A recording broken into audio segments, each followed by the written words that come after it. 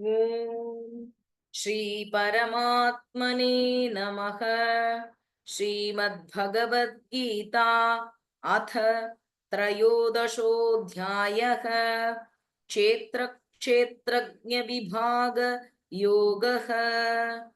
श्रीभगवानुवाच इदं शरीरं कौन्तेय क्षेत्रमित्यभिधीयते एतद्यो वेद तं वेति तं प्राहुः क्षेत्रज्ञ इति तद्विदः। क्षेत्रज्ञं चापि मा विद्धि सर्वक्षेत्रेषु भारत। क्षेत्रक्षेत्रज्ञयोर्ज्ञानं यत्तज्ज्ञानममं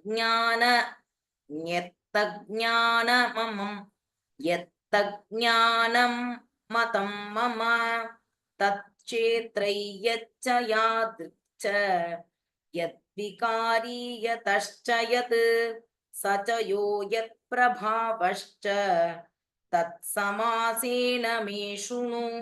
ऋषिभिर्बहुधा गीतं छन्दोर्भिर्विविधैः पृथक् ब्रह्मसूत्रपदैश्चैव हेतुमद्भिर्विनिश्चितैः महाभूतान्यहङ्कारक बुद्धिरव्यक्तमेव च इन्द्रियाणि दशैकञ्च पञ्चचेन्द्रियगोचराः इच्छा द्वेषः सुखं दुःखं सङ्गातश्चेतना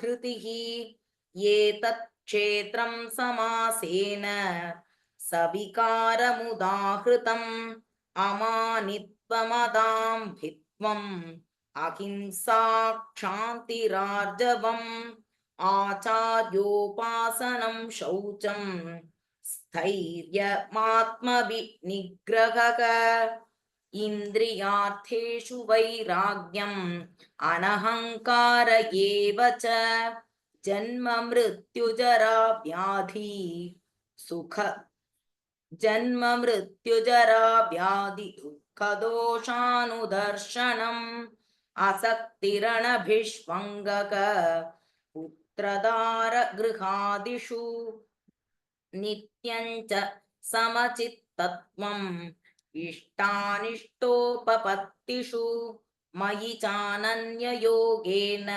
भक्तिरव्यभिचारिणी विविक्तदेशसेवित्वम् अरतिर्जनसंसदि अध्यात्मज्ञाननित्यत्वम् तत्त्वज्ञानार्थदर्शनम् एतज्ज्ञानमिति प्रोक्तम् अज्ञानै यदतोऽन्यथा ज्ञेयै यत्तत् प्रवक्ष्यामि यज्ञात्वामृतमश्नुते अनादिमत्परं ब्रह्म न सत्तन्नासतुच्यते सर्वतः पाणिपादं तत् सर्वतोक्षिशिरोमुखं सर्वतः श्रुतिमल्लोके सर्वावृत्य सर्वमावृत्य तिष्ठति सर्वेन्द्रियगुणाभासं सर्वेन्द्रियविवर्जितम् असक्तं सर्वभृच्चैव निर्गुणं गुणभोक्तृ च बहिरन्तश्च भूतानाम् अचरञ्चरमेव च सूक्ष्मत्वात् तदविज्ञेयम् दूरस्थं चान्तिके च तत् अविभक्तं च भूतेषु विभक्तमिव च स्थितं भूतभर्तृ च तज्ज्ञेयम् ग्रसिष्णु प्रभविष्णु च ज्योतिषामपि तज्ज्योतिः तमसः परमुच्यते ज्ञानं ज्ञेयं ज्ञानगम्यं हृदि सर्वस्य विष्ठितम् इति क्षेत्रं तथा ज्ञानं ज्ञेयं चोक्तं समासतः मद्भक्तये तद्विज्ञाय मद्भावायोपपद्यते प्रकृतिं पुरुषं चैव विध्यनादि उभावपि विकारंश्च गुणांश्चैव विद्धि प्रकृतिसम्भवान् कार्यकारणकर्तृत्वे हेतुः प्रकृतिरुच्यते पुरुषः सुखदुःखानां भोक्तृत्वे हेतुरुच्यते पुरुषः प्रकृतिस्थो हि भुङ्क्ते प्रकृतिजान् गुणान् कारणं गुणसङ्गोऽस्त्य सदसद्यो सदसद्योनिजन्मसु उपदृष्टानुमन्ता च भर्ता भोक्ता महेश्वरः परमात्मेति चाप्युक्तः देहेऽस्मिन् पुरुषः परः य एवौ वेति पुरुषं प्रकृतिं च गुणैः सह सर्वथा वर्तमानोऽपि न स भूयोऽभिजायते ध्यानेनात्मनि पश्यन्ति केचिदात्मानमात्मना अन्ये साङ्ख्येन योगेन कर्मयोगेन चापरे अन्ये त्वेवमजानन्तः श्रुत्वान्येभ्य उपासते तेऽपि चातिरनन्त्येव मृत्युं श्रुतिपरायणाः यावत् सञ्जायते किञ्चित् सत्त्वं स्थावरजङ्गमं क्षेत्रक्षेत्रज्ञसंयोगात् तद्विद्धि भरतर्षभ समं सर्वेषु भूतेषु तिष्ठन्तं परमेश्वरं विनश्यत्स्वनिनश्यन्तं यः पश्यति स पश्यति समं पश्यन् हि सर्वत्र सममस्थितमीश्वरम् न हि नस्त्यान्मनात्मानं ततो याति परां गतिम्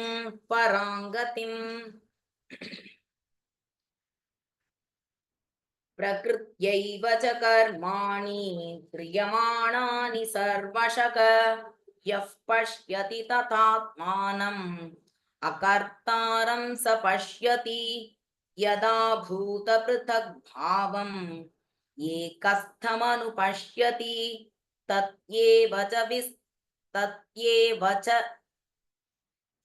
एव च विस्तारं ब्रह्म सम्पद्यते तदा अनादित्वान् निर्गुणत्वात् परमात्मायमव्ययः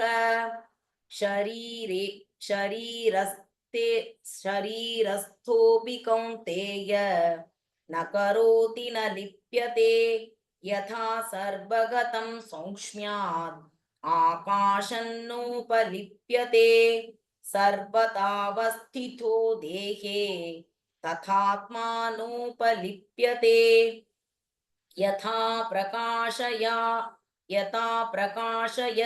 एकः कृत्स्नल्लोकमिमं रविः क्षेत्रं क्षेत्री तथा कृत्स्नं प्रकाशयति भारत क्षेत्रक्षेत्रज्ञयोरेवम् अन्तरं ज्ञानचक्षुषा भूतप्रकृतिमोक्षं च ये विदुर्यान्ति ते परम् ॐ तत्सदिति श्रीमद्भगवद्गीतासु उपनिषत्सु ब्रह्मविद्यायां योगशास्त्रे श्रीकृष्णार्जुनसंवादे क्षेत्रक्षेत्रज्ञविभागयोगो नाम त्रयोदशोऽध्यायः सर्वधर्मान् परित्यज्य मामेकं शरणं व्रज अहं त्वा सर्वपापेभ्यः मोक्षयिष्यामि मा शुचः। ॐ श्री परमात्मने नमः। अथ चतुर्दशोऽध्यायः गुणत्रयविभागयोगः। श्रीभगवानुवाच परं भूयः प्रवक्ष्यामि ज्ञानानां ज्ञानमुत्तमं यज्ञात्वा मुनयः सर्वे परां सिद्धिमितो गताः। इदं ज्ञानमुपाश्रित्य मम साधर्म्यमागताः सर्गेऽपि नोपजायन्ते प्रलये न व्यथन्ति च। मम योनिर्महद्ब्रह्म तस्मिन् गर्भं दधाम्यहम्। सम्भवः सर्वभूतानां ततो भवति भारत। सर्वयोनिषु कौन्तेय मूर्तयः सम्भवन्ति याः तासां ब्रह्ममहद्योनिः अहं बीजप्रदः पिता। सत्त्वं रजस्तम इति गुणाः प्रकृतिसम्भवाः निबध्नन्ति महाबाहो देहे देहिनमव्ययम्। तत्र सत्त्वन्निर्मलत्वात् प्रकाशकमनामयम् सुखसङ्गेन बध्नाति ज्ञानसङ्गेन चानघ। रजोरागात्मकौ विद्धि तृष्णासङ्गसमुद्भवम् तन्निबध्नाति कौन्तेय कर्मसङ्गेन देहिनम्। तमस्त्वज्ञानजौ विद्धि मोहनं सर्वदेहिनां प्रमादालस्यनिद्राभिः तन्निबध्नाति भारत। सत्त्वं सुखे सञ्जयति रजः कर्मणि भारत। ज्ञानमावृत्य तु तमः प्रमादे सञ्जयत्युत युत। रजस्तमश्चाभिभूय सत्त्वं भवति भारत। रजः सत्त्वं तमश्चैव तमः सत्त्वं रजस्तथा। सर्वद्वारेषु देहेऽस्मिन् प्रकाश उपजायते ज्ञानै यदा तदा विद्यात् विवृद्धं सत्त्वमित्युत। लोभः प्रवृत्तिरारम्भः कर्मणामशमस्पृहा रजस्येतानि जायन्ते विवृद्धे भरतर्षभ। अप्रकाशो प्रवृत्तिश्च प्रमादो मोह एव च तमस्येतानि जायन्ते विवृद्धे कुरु नन्दन। यदा सत्त्वे प्रवृद्धे तु प्रलयै याति देहभृत् तदोत्तमविदाल्लोकान् अमलान् प्रतिपद्यते। रजसि प्रलयं गत्वा कर्मसङ्गिषु जायते तथा प्रलीनस्तमसि मूढयोनिषु जायते। कर्मणः सुकृतस्याहुः सात्विकं निर्मलं फलम् रजसस्तु फलं दुःखम् अज्ञानं तमसः फलम्। सत्त्वात् सञ्जायते ज्ञानं रजसो लोभ एव च प्रमादमोहौ तमसः भवतो ज्ञानमेव च। ऊर्ध्वं गच्छन्ति सत्त्वस्था मध्ये तिष्ठन्ति राजसाः जघन्यगुणवृत्तिस्थाः अधो गच्छन्ति तामसाः। नान्यं गुणेभ्यः कर्तारं यदा दृष्टानुपश्यति गुणेभ्यश्च परौ वेति मद्भावं सोऽधिगच्छति। गुणान्तान् गुणानेतानतीत्यत्रीन् देही देहसमुद्भवान् जन्म मृत्युजरा दुःखैः विमुक्तो मृतमश्नुते। अर्जुन उवाच कैर्लिङ्गैस्त्रीन् गुणानेतान् अतीतो भवति प्रभो किमाचारः कथं चैतान् त्रीन् गुणानतिवर्तते। श्रीभगवानुवाच प्रकाशं च प्रवृत्तिं च मोहमेव च पाण्डव न द्वेष्टि सम्प्रवृत्तानि न निवृत्तानि काङ्क्षति उदासीनवदासीनक गुणै गुणैर्यो न विचाल्यते गुणा वर्तन्त इत्येव योऽवतिष्ठति नेङ्गते समदुःखसुखस्वस्थः समलोष्टाश्मकाञ्चनः तुल्यप्रिया प्रियो धीरः तुल्यनिन्दात्मसंस्तुतिः मानापमानयस्तुल्यः तुल्यो मित्रारिपक्षयोः सर्वारम्भपरित्यागी गुणातीतः स उच्यते। माञ्चयो व्यभिचारेण भक्तियोगेन सेवते सगुणान् समतीत्यैतान् ब्रह्मभूयाय कल्पते। ब्रह्मणो हि प्रतिष्ठाहम् अमृतस्याव्ययस्य च शाश्वतस्य च धर्मस्य सुखस्य कान्तिकस्य च।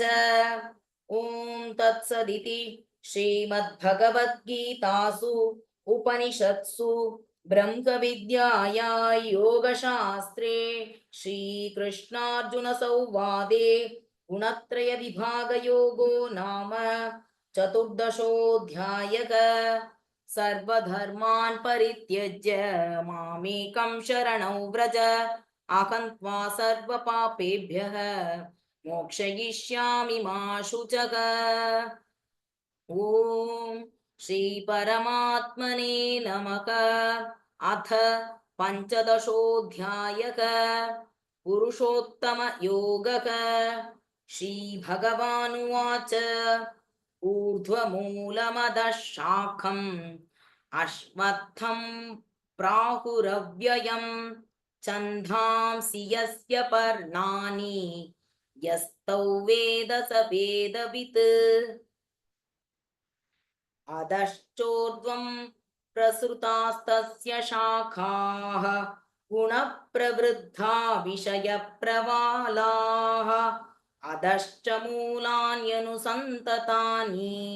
कर्मानुबन्धीनि मनुष्यलोके न रूपमस्येह तथोपलभ्यते नान्तो न चादिर्न न च नाञ्चो न चादिर्न च सम्प्रतिष्ठा अश्वत्थमेनं सुविरूढमूलम् असङ्गशस्त्रेण दृढेन चित्वा ततः पदं तत्परिमार्गितव्यम् यस्मिन् गता न निवर्तन्ति भूयः तमेव चाद्यं पुरुषं प्रपद्ये यतः प्रवृत्तिः प्रसृता पुराणी निर्माणमोकाजितसङ्गदोषाः अध्यात्मनित्या विनिवृत्तकामाः द्वन्द्वैर्विमुक्ताः सुखदुःखसंज्ञैः गच्छन्त्यमूढाः पदमव्ययं तत् न तदभास न तद्भासयते सूर्यः न शशाङ्को न पावयः यद्गत्वा न निवर्तन्ते तद्धाम परमं मम। ममैवांशो जीवलोके जीवभूतः सनातनः मनः षष्ठानीन्द्रियाणि प्रकृतिस्थानि कर्षति शरीरै यदवाप्नोति यच्चाप्युत्क्रा यच्चाप्युत्क्रामतीश्वरः गृहीत्वैतानि संयाति वायुर्गन्धानि वाशयात् चेत् चेत्रं चक्षुस्पर्शनं च रसनं घ्राणमेव च अधिष्ठाय मनश्चायं सेवते उत्क्रामन्तं स्थितौ वापि भुञ्ज्ञानौ वा गुणान्वितं विमूढानानुपश्यन्ति पश्यन्ति ज्ञानचक्षुषः यतन्तो योगिनश्चैनं पश्यन्त्यात्मन्यवस्थितं यतन्तोऽप्यकृतात्मानः नैनं पश्यन्त्यचेतसः यदातिथ्यगतं तेजः जगद्भासयतेऽखिलं यच्चन्द्रमसि यच्चाग्नौ तत्तेजो विद्धि मामकम् कामाविश्य च भूतानि धारयाम्यहमोजसा पुष्णामि चौषधीः सर्वाः सोमो भूत्वा रसात्मकः अहौ वैश्वानरा भूत्वा प्राणिनां देहमाश्रितः प्राणापानसमायुक्तः पचाम्यनन्